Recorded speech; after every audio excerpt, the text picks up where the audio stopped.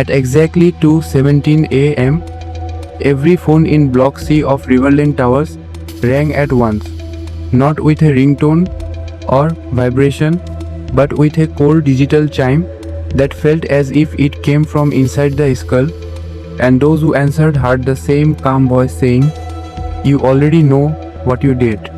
A sentence that sent panic tearing through the building within minutes as neighbors spilled into the hallway, clutching their phones, whispering, crying, swearing. It said their names, their past, their secrets, until sirens arrived and Detective Ethan Cross stepped into the lobby, where fear hung like smoke. One woman trembled as she confessed a voice accused her of leaving someone to die. Another man screamed while showing a photo that had just appeared on his screen of a teenage boy bleeding at the bottom of a staircase. A face Ethan instantly recognized as Jacob Hale, the boy who vanished from this very building 5 years ago. A case buried by missing footage and silent witnesses. A case that destroyed a family and never truly left Ethan's mind. And now, following the photo's coordinates into the basement, he found fresh blood, a badly injured young man, and carved into the concrete wall the chilling words, "They all answered."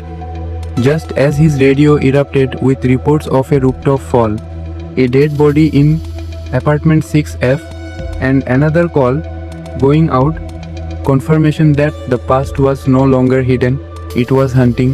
The radio chatter grew frantic as Ethan knelt beside the injured man in the basement, calling for an ambulance while trying to keep his eyes off the carved words on the wall. But before help arrived, the young man's phone lit up in Ethan's hand with an incoming call marked unknown caller. And when Ethan answered it against his better judgment, the same calm voice spoke, not surprised, not rushed, telling him this boy had answered 5 years too late. That silence had been a choice back then, and tonight choices were being repaid. And when the call ended, the young man gasped awake, just long enough to whisper that they had all been there the night Jacob fell, that it was supposed to be a prank, a scare, until someone pushed too hard and everyone froze, choosing their futures over a dying boy. And as medics rushed him away, the pattern began to emerge upstairs with terrifying clarity as Ethan moved from apartment to apartment, finding each victim linked to the old party, one stabbed in his kitchen, another hanging from a bedsheet in the bathroom. Each death precise, staged, and timed just minutes after they answered the call, until Ethan realized with a cold twist in his chest that every survivor from that night was being checked off an invisible list, and the only name he had not seen yet was his own. Ethan retreated to his car as dawn crept toward the horizon, reports still flooding in, when his own phone vibrated for the first time that night, the screen blank except for a single word, unknown, and though his instincts screamed to ignore it, he answered and heard the voice change tone for the first time, not accusatory but disappointed, reminding him of the broken stairwell camera, the missing evidence form.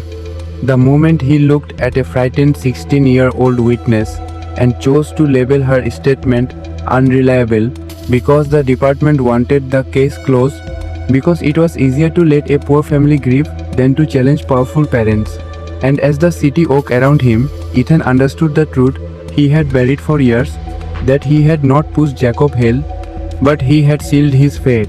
And the caller promised there would be no more hiding, as another address appeared on Ethan's screen. The one person who had seen everything and never spoke.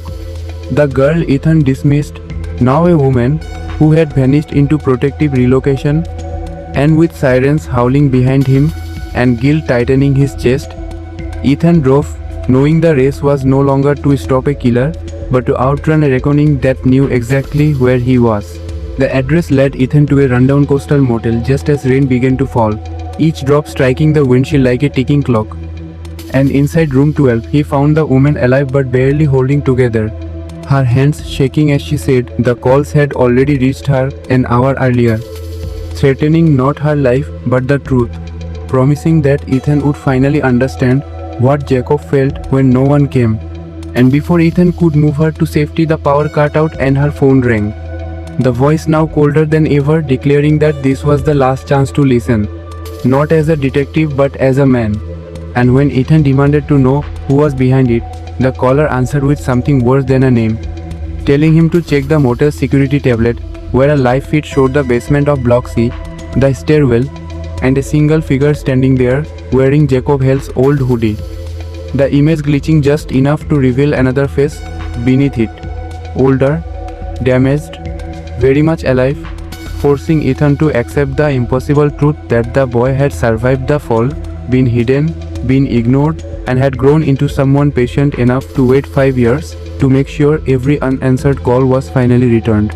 Ethan raced back to Riverland Towers as police lights cut through the storm, his phone silent now because the caller no longer needed words, only witnesses, and in the basement he found the figure from the feed standing beneath the concrete inscription, the hoodie soaked, the eyes steady and familiar, as the voice finally spoke without a filter, explaining how waking up broken and forgotten taught him that justice was just another word people like to practice in public and abandon in private, how he built a system to call them all at once, so no one could lie alone, how every victim was given a choice to confess or deny before the end came, and how Ethan was different, not because he was innocent, but because he knew the truth and buried it anyway. And when Jacob stepped aside to reveal a recording device capturing everything Ethan said next, Ethan didn't beg or reach for his gun. He admitted it all. The pressure, the shortcuts, the silence, knowing that this confession would outlive them both. And as Jacob surrendered calmly, sirens closing in, Ethan understood the real punishment was not prison or death, but living with a truth everyone would finally hear. A truth that ended the calls, closed the case, and proved that some crimes do not echo loudly when they happen. Only years later, when the phone rings and nobody can hang up. If you enjoyed this story, like the video, subscribe to the channel, and turn on notifications for more suspenseful crime stories where every secret has a consequence.